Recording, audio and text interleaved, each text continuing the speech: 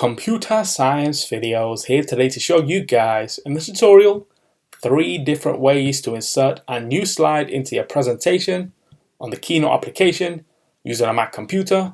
Without further ado, let us start the video. So in this tutorial, you need to have access to a Mac computer, have access to the Keynote application, which is built into the Mac computer. We can now start the tutorial. Before I start this tutorial, I would like to say that you are more than welcome to subscribe to my channel, Computer Science Videos. As we know, every problem is solved by indirection. You can also follow my Twitter account. We are trying to grow as fast as ever. I'm on TikTok.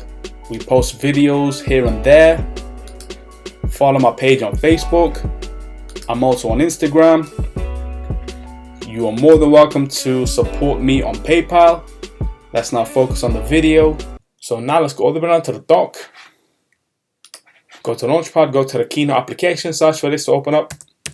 The Keynote application, enter. Now let's wait for that to load. Once it is loaded, let's go to the top toolbar. Go to File, go to Open. This should take us directly to the desktop where we have presentation.key. Click on this. Now go to Open. Wait for that to load. Once it is loaded, the first way to insert a brand new slide into the presentation is go to the top navigation menu where we see Add Slide. Click on this. This will then give you a variety of brand new slides that we can insert. So let's now click on Title and Bullets. That's your first slide inserted.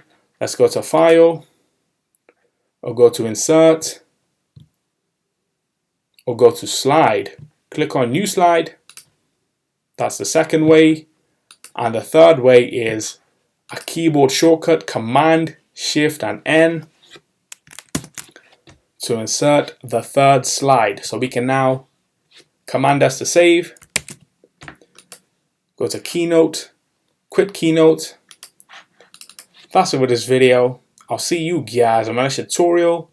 Thanks for now.